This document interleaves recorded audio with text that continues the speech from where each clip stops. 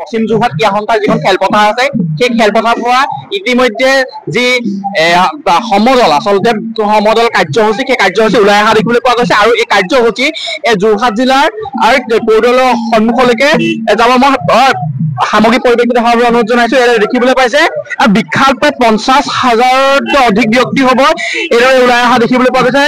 যোৰহাট জিলাৰ লগতে যোৰহাটৰ কাষৰ আটাইকেইখন জিলাৰ পৰা এইদৰে প্ৰতিবাদীসকল ওলাই অহা দেখিবলৈ পোৱা গৈছে। বহু দিনৰ পৰা যি এই দাবী চুতীয়া জনগোষ্ঠীক জনজাতিকৰণ প্ৰদান কৰিব লাগে সেই দাবীৰ বাবে এইদৰে আজি এইদৰে ওলাই অহা দেখিবলৈ পোৱা গৈছে। মই সামগ্ৰিক পৰিৱেশ দেখাৰ বাবে অনুৰোধ জনাইছো। এইদৰে আচলতে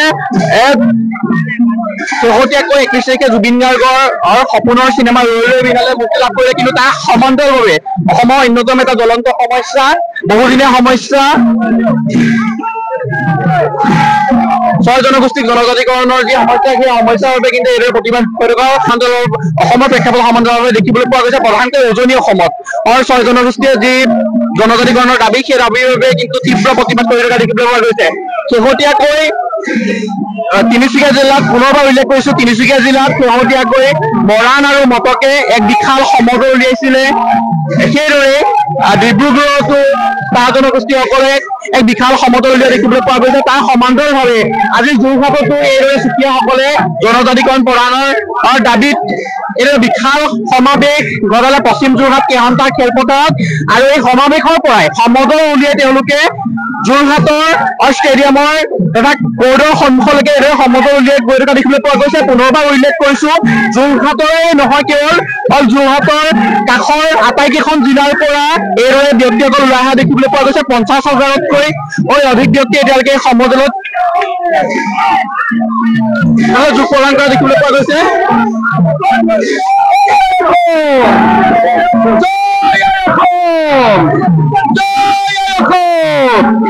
আমাৰ জনজাতিকৰণ লাগিবই, জনজাতি আমাৰ ন্যায্যবাদী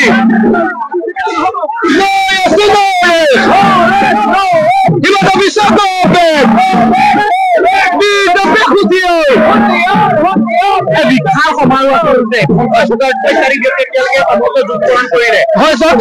কোনো তথাকথিত আন্দোলন নহয়, এয়া চুতীয়া জনগোষ্ঠী এটা স্বতঃস্ফূৰ্ত যি বহিঃপ্ৰকাশ ঘটিছে, বহিঃপ্ৰকাশ ঘটিছে।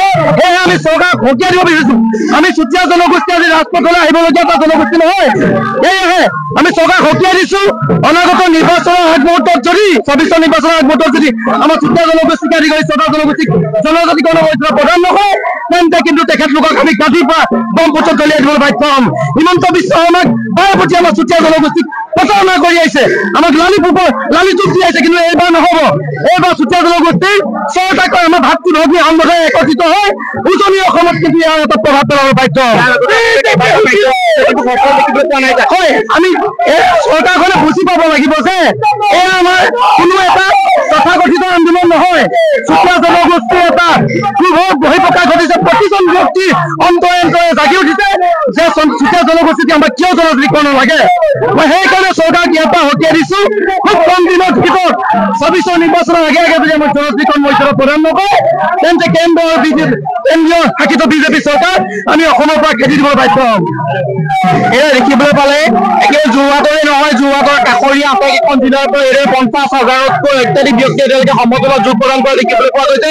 পশ্চিম যোৰহাট খেলপথাৰ ক্ৰীড়া সন্থাৰ খেলপথাৰৰ পৰা যোৰহাট ষ্টেডিয়ামলৈকে এইদৰে সমদল উলিয়াই অহা দেখিবলৈ পোৱা গৈছে। সামগ্ৰিক পৰিৱেশটো মহোদয়ক দেখাৰ বাবে অনুৰোধ জনাইছো। অধিক ব্যক্তি যোৰহাটৰে নহয়,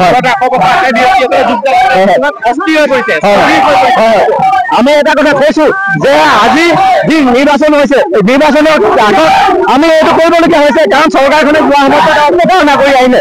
আমাৰ বহুত ধৈৰ্য সীমা থাকে আছিলে, কিন্তু আজি আমাৰ ধৈৰ্য সীমা পাৰ হৈ গৈছে। গতিকে আমি এটা কথা ক'ব বিচাৰিছো যে আমি জনজাতিকৰণৰ ক্ষেত্ৰত তেওঁলোকে ব্যৱস্থা গ্ৰহণ কৰিব লাগিব, অন্যথা আমি 14 তাৰিখৰ সময়ত চুতীয়া জনগোষ্ঠীয়ে নিৰ্ণায়কৰ ভূমিকা গ্ৰহণ কৰে। যদি জনজাতি মৰ্যাদা প্ৰদান কৰিব নোৱাৰে আমি ৰিজাল্ট লাগিব, ডিচেম্বৰৰ ভিতৰত আমাক জনজাতিকৰণৰ ক্ষেত্ৰত ৰিজাল্ট দিব নোৱাৰিলে আমি ইয়াতকৈ জংগী আন্দোলনৰ কাৰ্যসূচী গ্ৰহণ কৰিম। 25 নৱেম্বৰৰ প্ৰতিবেদনত যদি কিবা খুঁত থাকে তেওঁলোকে ৰাজহুৱা কৰিব লাগিব। এই আগতে 26 তাৰিখৰ পৰা গোটেই সমগ্ৰ অসম জ্বলি উঠিব। ইয়াৰ আগতে আন্দোলন কাৰ্যসূচী লৈছিল, কিন্তু আমি যোৱা সময়ত দেখিছো চৰকাৰখনে খুব কৌশলগতভাৱে আমাক আলোচনাৰ প্ৰতি আলোচনা কৰে, আলোচনাত আমাক প্ৰতিশ্ৰুতি দিয়ে। যোৱা 27 মাৰ্চতো তেওঁলোকে আমাক আলোচনা কৰিবলৈ নি প্ৰতিশ্ৰুতি দিছিল যে চুতীয়া, মৰাণ আৰু মটকক আগস্থানত আছে, কিন্তু আমি দেখিলো মুখ্যমন্ত্ৰীজনে বৰ্তমান কথা সলনি হৈ গৈছে। চুতীয়াৰ ক্ষেত্ৰত তেওঁ কৈছে যে 50-50 সম্ভাৱনা আছে। গতিকে আমি কোনো 50-50 নামানো, আমাক জনজাতি লাগিবই, কাৰণ আমাৰ 1960 চনলৈকে আমাৰ গেজেটত চুতীয়াসকলক জনজাতি আছে বুলি তেওঁলোকে উল্লেখ আছে। গতিকে আমাক জনজাতি মৰ্যাদা কিন্তু লাগিব। ইয়াৰ যদি 25 নৱেম্বৰত এটাও যদি খুঁত থাকি যায়, 26 নৱেম্বৰৰ পৰা গোটেই অসম আন্দোলনৰ কাৰ্যসূচী লোৱা হ'ব। যি আন্দোলনত কিন্তু অসম যদি স্থবিৰ হৈ যায় তাৰ বাবে মুখ্যমন্ত্ৰীজনে দায়ী হ'ব।